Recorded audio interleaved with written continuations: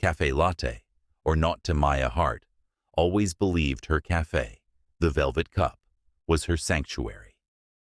Nestled in a quiet corner of the city, it was a haven for bookworms, artists, and coffee enthusiasts who craved her signature latte art and calming presence.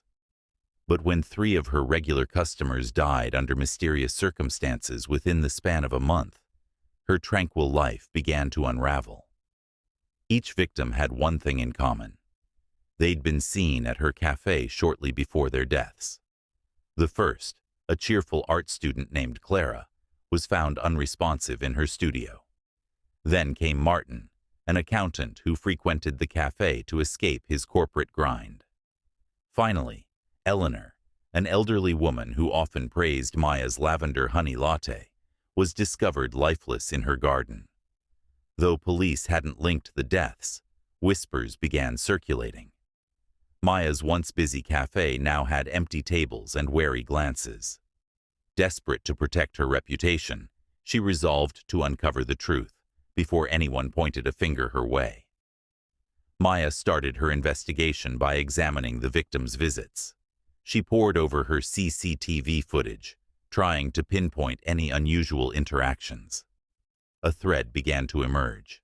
All 3 victims had ordered a specific drink, the seasonal special, a cinnamon mocha latte. Her heart sank. Was it possible that something in her recipe had caused their deaths?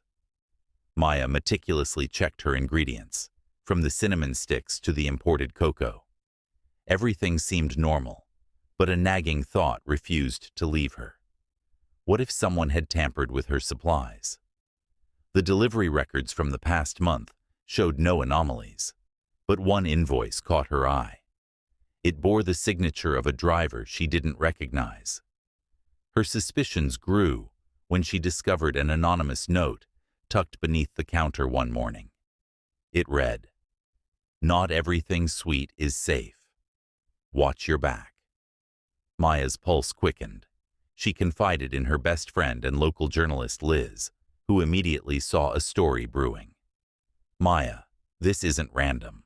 Someone is targeting your cafe, or maybe the people in it," Liz said, jotting notes in her leather-bound journal. Together, they pieced together the victims' connections.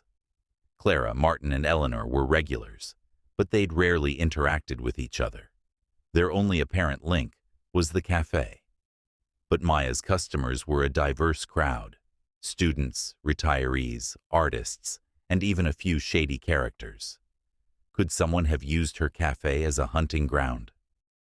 Determined to rule herself out, Maya decided to revisit Clara's art studio, the last place she'd been alive. There she found a half-finished painting depicting a shadowy figure standing near the Velvet Cup's window. Clara had titled it, "The Watcher." The unsettling image sent Maya spiraling. Had someone been stalking her customers? Her next stop was Eleanor's garden, where she uncovered a forgotten journal. It detailed an ongoing feud Eleanor had with a local developer who wanted to buy her property for a high-rise project. Finally, Maya visited Martin's office. A terse email exchange between Martin and an unknown sender revealed threats about an unpaid debt. The puzzle pieces were forming a picture, but the connections were tenuous. Was someone targeting her customers, or was this a tangled web of unrelated motives? One evening, while closing up, Maya noticed a man lingering outside the cafe. He wore a hood and seemed to be watching her. Her instincts screamed at her to lock the door, but curiosity pushed her to confront him. "Can I help you?" she called out. The man startled, then fled. Maya chased him down the alley, where he slipped and dropped a small vial. Back in her cafe, Maya examined the vial's contents, a liquid that smelled faintly of almonds. Cyanide. Maya and Liz connected the dots with the new evidence. The man had been an ex-employee of the cafe, fired months earlier for stealing. He'd sought revenge by targeting Maya's regulars, using her drinks as the cover for his murders. The delivery driver's forged signature was his doing, giving him access to tamper with ingredients. The victims weren't connected to each other, but were simply collateral damage in his plot to ruin Maya's business. Maya alerted the police, who apprehended the man after matching his fingerprints to the vial. With her name cleared and her regulars reassured, the Velvet Cup slowly returned to its former charm.